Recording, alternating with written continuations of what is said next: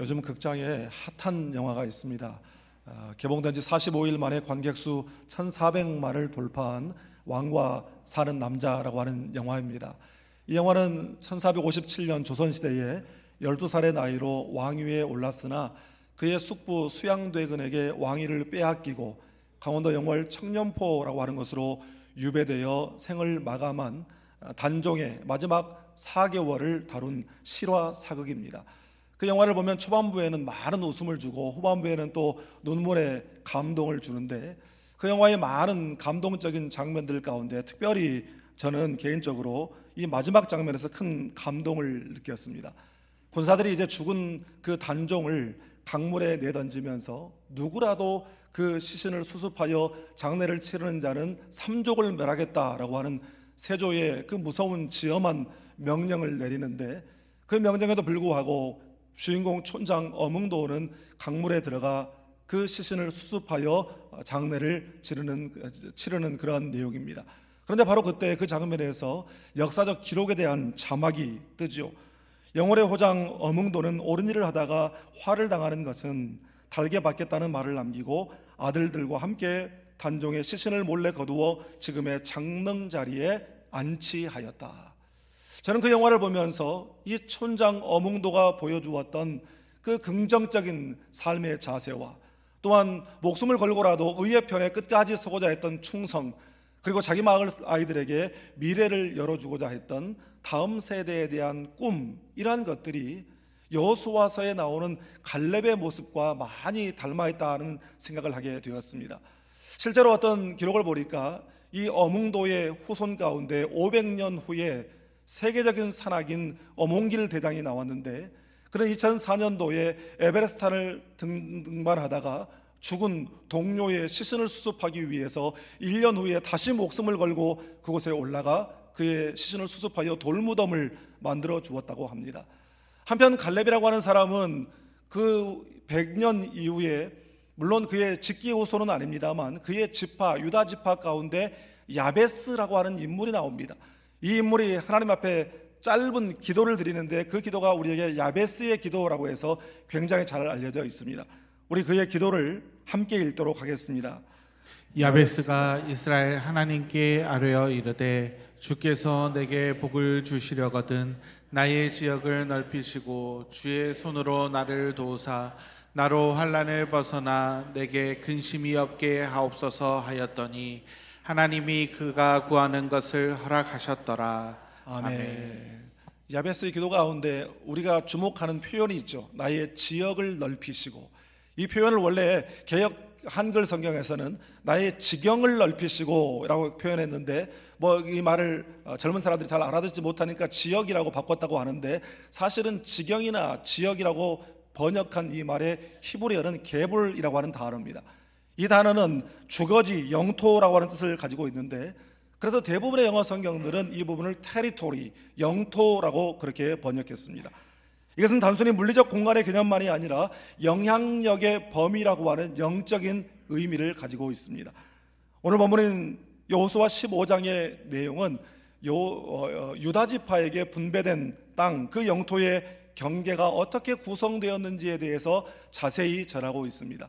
오늘 말씀을 보면 유다 지파가 얻은 땅은 무려 120개의 성읍이 되었고, 그것들은 모두 가나안 땅의 중심부에 위치해 있는 것들이었습니다. 유다 지파가 어떻게 이렇게 많은 성읍들, 가나안의 중심부를 얻게 되었을까요? 물론 유다 지파가 다른 지파에 비해서 가장 수가 많은 지파였기 때문도 있었겠지만, 지난 시간에 말씀드린 대로 창세기 49장의 야곱의 예언의 성취였던 것입니다. 바로 야곱이 예언한 대로 유다 지파에서 이스라엘을 다스릴 왕, 바로 예수 그리스도가 그의 후손 가운데 오신다라고 하는 그 말이 성취된 것입니다. 그래서 유다 지파의 땅, 그의 기업은 그냥 일반적으로 지파의 땅 정도의, 영토 정도의 의미가 아니라 하나님 나라의 기업이라고 하는 그러한 상징적 의미를 가지고 있습니다. 그리고 그것을 갈렙이라고 하는 사람이 주도했죠. 오늘 말씀을 통해서 갈렙의 어떠한 점이 이스라엘 전체에 그토록 선한 영향력의 지경을 넓게 갖게 했는지를 살펴보고, 우리도 우리 인생 가운데 선한 영향력을 미치며 살아갈 수 있기를 주님의 이름으로 축복합니다. 먼저 오늘 본문 13절 14절을 함께 읽겠습니다. 여호와께서 여호수아에게 명령하신 대로 여호수아가 기럇 아르바 곧 헤브론을 유다 자손 중에서 분깃으로 여분네의 아들 갈렙에게 주었으니 아르바는 아낙의 아버지였더라. 갈렙이 거기서 아낙의 소생 그 세 아들 곧 세세와 아이만과 달메를 쫓아내었고. 아멘. 갈렙이 자기 지파 유다 지파뿐만 아니라 이스라엘 민족 전체에 끼친 영향력은 크게 두 가지 차원에서 볼 수 있습니다. 첫 번째 영향력은 바로 믿음의 영향력입니다. 45년 전 가데스 바네아에서 정탐을 다녀온 10명의 정탐꾼들이 이스라엘 백성들 앞에서 부정적인 보고를 할 때에 그 보고를 듣고 200만 명의 이스라엘 공동체가 휘둘려 버렸습니다. 그래서 공동체가 큰 혼란과 위기 가운데 빠져 있을 때에 갈렙이 나서죠. 갈렙이 자기 옷을 찢으면서 믿음으로 선포하며 공동체를 진정시킵니다. 그 땅은 과연 아름다운 땅이며 젖과 꿀이 흐르는 땅입니다. 여호와께서 그 땅을 우리에게 주실 것입니다. 여호와께서 우리와 함께 하시기 때문에 그들의 백성들을 두려워할 필요가 없습니다. 그들은 우리의 먹이입니다. 우리의 밥입니다. 갈렙의 이 말을 듣고 하나님이 감동을 받으셨어요. 그래서 불신앙적인 태도로 불순종한 이스라엘 백성들은 한 사람도 가나안 땅에 들어가지 못할 것이지만 갈렙만큼은 그 땅으로 인도하여 드릴 것이고 그의 자손이 그 땅을 차지하게 하겠다라고 말씀하셨습니다. 하나님을 온전히 신뢰하는 그 믿음의 선포가 하나님을 감동시키고 또한 공동체의 믿음에 영향을 미친 것입니다. 10명의 정탐꾼들은 가나안 땅에 가서 아낙 자손 그 거인 족속을 보고 크게 겁을 먹었어요. 그래서 저들은 절대로 이길 수 없는 상대다라고 판단했습니다. 그러나 갈렙은 두려워하지 않았습니다. 하나님이 우리와 함께 하시니 그들은 오히려 우리의 밥이라고 하는 하나님을 향한 신뢰와 믿음이 있었습니다. 그래서 믿음대로 본문 14절 말씀을 보면 아낙 자손을 대표하는 새 우두머리를 다 그 땅에서 쫓아내고 그 땅을 차지했습니다. 여러분, 우리가 인생을 살면서 우리 앞에도 우리가 감당할 수 없는 너무나 우리를 두렵게 만드는 낙심시키는 안악이라고 하는 문제가 존재할 수 있습니다. 어떤 사람은 그것이 도저히 감당할 수 없는 경제적인 문제일 수도 있고 오랫동안 풀리지 않고 있는 관계의 문제일 수도 있고 질병의 문제일 수도 있고 번번이 낙방하는 시험의 문제일 수도 있고 온갖 노력을 기울여 도전해보지만 번번이 실패하는 넘을 수 없을 것 같은 앞에 놓인 커다란 벽과 같은 문제일 수도 있습니다. 어떤 종류와 형태만 다를 뿐 어쩌면 누구에게나 이런 안악이라고 하는 문제는 존재하는 것입니다. 그때 필요한 것은 바로 하나님을 온전히 신뢰하는 믿음인 줄 믿습니다. 믿음이 이기는 줄 믿습니다. 믿음이 이기네, 믿음이 이기네, 주 예수를 믿음이 온 세상이 이기네. 할렐루야. 여러분, 우리 인생을 살면서 우리 앞에 이런 안악이라고 하는 거인족 속의 문제는 시시때때로 다가옵니다. 그러나 그때 우리가 믿음을 붙잡으면 이기게 될 줄 믿습니다. 우리 주님께서 우리와 함께 계시니 우리가 넉넉히 싸워 이기게 될 줄 믿습니다. 또한 갈렙이 85세가 되어 이제 땅 분배가 시작되는데 땅 분배가 시작됩니다. 줄을 서시오. 그러니까 다 섰어요. 가장 먼저 가장 중요한 지파인 유다 지파가 나섰고 유다 지파의 족장격인 갈렙이 나가서 자기의 기업을 요구합니다. 그때 이스라엘 백성들은 모두 다 조용히 귀를 기울였을 거예요. 저 어른이, 우리 민족의 가장 어른이요 유공자인 저분이 어떤 땅을 요구할까? 평평하고 가장 좋은 그런 농사짓기에 좋은 그런 것을 요구하겠지. 그렇게 생각했는데 이 갈렙이 전혀 생각지도 않은 그런 요구를 합니다. 저 산지를 가리키면서 이 산지를 내게 주소서 그렇게 요청한 겁니다. 이스라엘 백성들이 갈렙의 그 이야기를 듣고 아마 전율이 느껴졌을 것입니다. 여러분, 이것이 바로 공동체를 세우는 믿음의 영향력인 줄 믿습니다. 지난 주간에 탈북민 신학생 장학금을 전달하기 위해서 서울에 있는 장로회 신학대학교에 우리 부목사님들과 함께 다녀왔습니다. 가서 신학교에 다니고 있는 우리 두 전도사님 불러내서 함께 식사하고 격려해주고 또 함께 그 학교의 북카페에 가서 차를 마셨는데요. 제가 화장실에 갔다가 나오는데 화장실 앞에 있는 책장들에는 좀 출간이 오래된 그런 책들이 꽂혀 있더라고요. 그런데 어떤 책 한 권이 제 눈길을 사로잡았어요. 그 책의 제목은 엔젤 아우라라고 하는 책이었습니다. 이 책은 한국 최초의 그 통역사로 알려져 있는 한국외국어대학교 통번역대학원의 최정화 교수가 쓴 책입니다. 그런데 그 책에서 저자는 자기가 30년 동안 지근거리에서 만나본 31인의 슈퍼 리더들의 그런 공통점은 능력이나 재능이나 재물이나 지위의 탁월함에 있는 것이 아니라 그들이 사람을 감동시키는 소통의 에너지, 즉 엔젤 아우라가 있다라는 것입니다. 바로 그 엔젤 아우라가 그들을 성공한 삶으로 이끌었다라고 말하고 있습니다. 엔젤 아우라라고 하는 말은 그대로 번역하면 천사의 기운이잖아요. 사람이 가진 선하고 긍정적인 기운, 다시 말해서 우리가 표현하는 대로 하면 사람이 가진 선한 영향력을 말하는 것입니다. 여러분, 그런 의미에서 갈렙이 바로 그 엔젤 아우라가 있는 사람이었어요.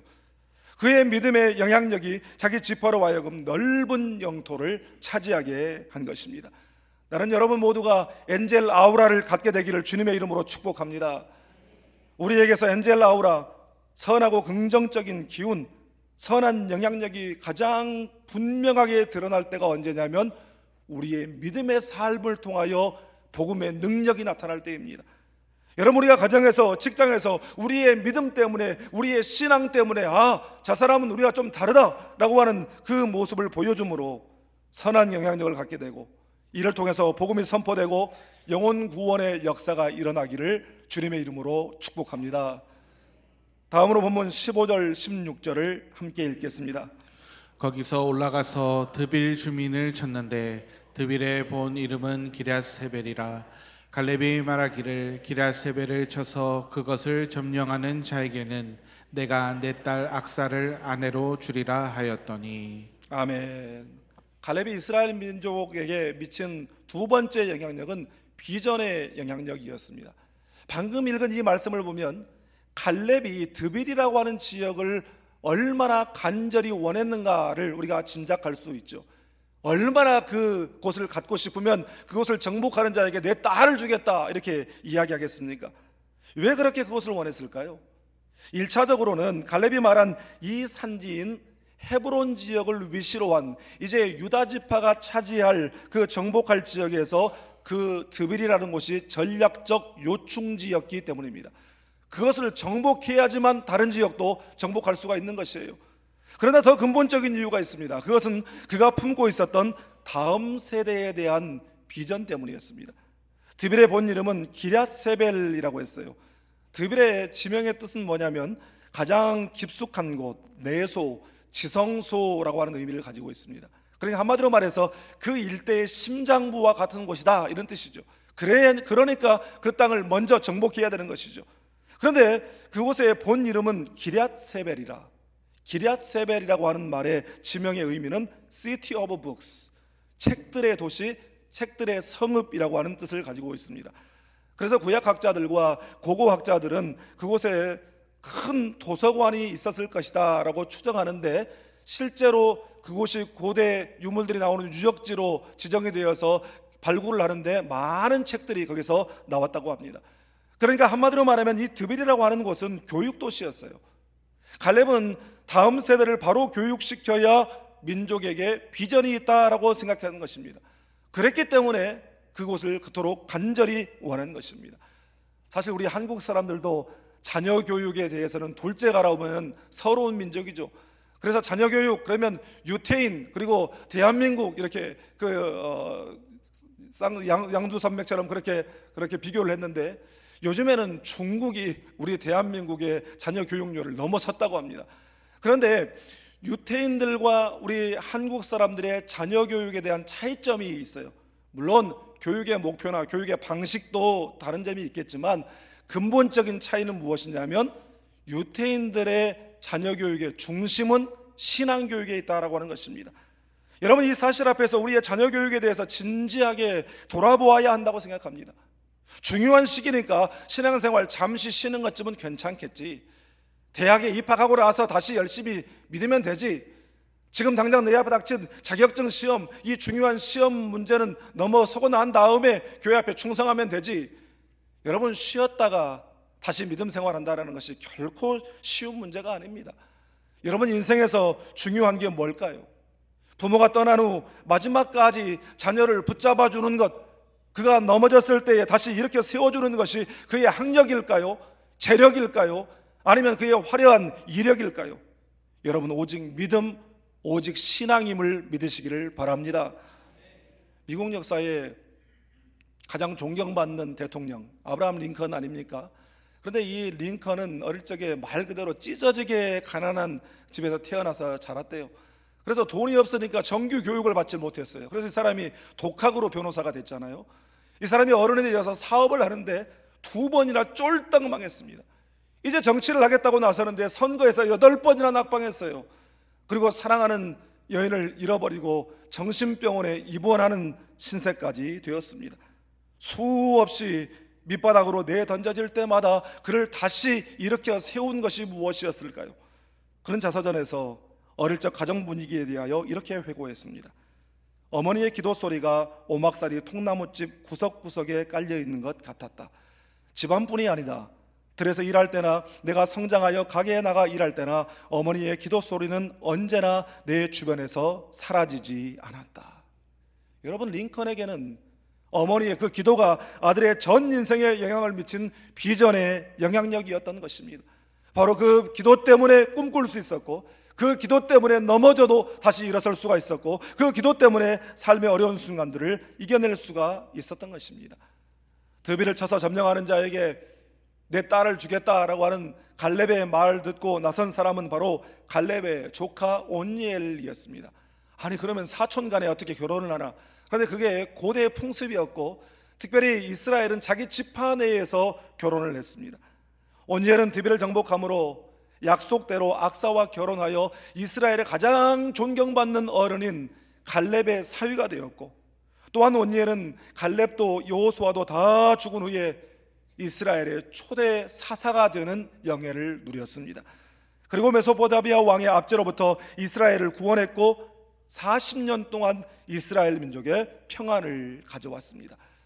여러분 그러니까 갈렙은 단순히 용기 있는 사위 하나 얻으려고 했던 것이 아니라 민족의 다음 세대를 이끌어갈 지도자를 세우기를 원했던 것입니다. 사랑하는 여러분, 우리 공동체의 미래를 위하여 다음 세대를 세우는 믿음의 사람들이 될 수 있기를 주님의 이름으로 축복합니다. 갈렙은 딸을 시집 보내면서 땅만 준 것이 아니었어요. 딸이 아버지 샘도 주세요. 그러니까 오냐? 그냥 샘 하나만 준 것이 아니라 윗샘도 주고 아랫샘도 주고. 여러분 이 말이 무슨 말입니까? 여러분 사막 지역에서 물이 얼마나 귀해요. 딸 그냥 준다고 해서 나는 또 파면 되지, 판다고 해서 물이 나옵니까? 윗샘도 주고 아랫샘도 주었다라고 하는 것은 다 주었다는 거예요. 아낌없이 주었다, 그런 이야기입니다. 여러분 선한 영향력은 말 그대로 나의 선함을 흘려보내는 것이에요. 그래서 베풀고 나누고 섬기고 흘려보낼 때에 나에게서 선한 영향력이 생기게 되는 것입니다. 전도서 기자는 전도서 11장 1절에서 이렇게 말씀합니다. 우리 함께 읽겠습니다. 너는 내 떡을 물 위에 던져라. 여러 날 후에 도로 찾으리라. 아멘. 여러분 우리가 다른 사람을 위하여 사랑과 선을 베푸는 것이 당장에는 어떤 결과나 열매가 우리의 눈에 보이지 않을 수 있어요. 그러나 시간이 지나고 우리가 전혀 생각하지 못했던 그 사람이 그것으로 그 열매로 인하여 다시 살아나게 되고, 또 그 열매는 또 다른 사람에게 씨앗이 되고 또 다른 생명에 살아나는 선순환의 역사가 일어나게 되는 줄 믿습니다. 그리고 그것은 하나님의 뜻을 이루는 도구가 되는 것입니다. 여러분 그러므로 가정에서, 교회에서 우리의 다음 세대들에게 사랑의 나눔을 통하여 어려울 때는 도와주고 넘어지면 일으켜 세울 수 있기를 바랍니다. 그것이 아직 연약한 그들이 잘 자리 잡고 아름드리 나무로 자랄 수 있도록 우리가 걸음을 주는 것입니다. 그리고 아낌없는 칭찬과 격려의 물을 주기를 바랍니다. 무엇보다도 그들을 위한 기도로서 그들에게 성령의 생수를 흘러가게 할 수 있기를 주님의 이름으로 축복합니다. 1933년에 독일에서는 히틀러의 나치 정권이 들어섰습니다. 그런데 독일 교회는 그 나치 독재에 대하여 항거하거나 비판하기보다는 오히려 히틀러를 구세주라고 치켜 세우며 숭배하기에 바빴습니다. 바로 그때에 반기를 들고 나선 젊은 목사님이 계셨는데 그분이 바로 본 회퍼라고 하는 목사님이셨습니다. 이 목사님은 라디오 방송을 통해서 독일 교회가 깨어날 것을 촉구하고 강력한 영적 각성을 촉구했고, 반나치 활동 혐의로 체포되어서 2년간 정말 많은 고난의 감옥살이를 하고 그곳에서 돌아가셨습니다. 안타깝게도 1945년 독일이 연합군에게 항복하기 불과 몇 주 전에 교수형으로 처형을 당했습니다. 이 목사님이 마지막으로 그의 약혼녀에게 보낸 그 편지에 시를 써서 보냈습니다. 그 시가 우리가 잘 아는 선한 능력으로라고 하는 찬양의 가사가 되었습니다. 원가사의 일부를 소개하면 이렇습니다. 그 선한 힘에 고요히 감싸여 그 놀라운 평화를 누리며 나 그대들과 함께 걸어가네, 나 그대들과 함께 한 해를 여네. 주께서 밝히신 작은 촛불이 어둠을 헤치고 타오르네. 그 빛에 우리 모두 하나 되어 온 누리에 비치게 하소서. 여러분, 촛불이 자기 자신을 태워 어두운 세상을 비추는 것처럼 우리 주님 예수 그리스도께서 십자가로 어두운 세상에 빛을 선포하셨습니다. 촛불이 자기의 몸을 태워 어두움을 몰아내는 것처럼 십자가는 강력한 선한 영향력으로 어두움의 권세를 몰아냈습니다. 바로 예수님의 그 십자가로 말미암은 그 빛 때문에 어두움의 권세 가운데 묶여있던 우리가 생명의 빛 가운데로 나오게 된 줄 믿습니다. 여러분, 그러므로 우리는 모두 다 가슴에 작은 촛불을 가지고 살아가는 사람들입니다. 비록 작지만 그 촛불 하나하나를 우리가 모을 때에, 그 촛불을 감추어 두지 않고 불을 밝히게 될 때에 우리에게서, 우리 공동체에게서, 우리 한국 교회에게서 엔젤 아우라가 생겨나게 될 줄 믿습니다. 그리고 그 선한 영향력이 우리의 자녀와 다음 세대를 살리고 우리의 가정과 공동체를 살리게 될 줄 믿습니다. 여러분, 작은 촛불이라도 그 빛을 들어 선한 영향력을 드러내며 살아가는 우리 모두가 다 될 수 있기를 주님의 이름으로 축복합니다.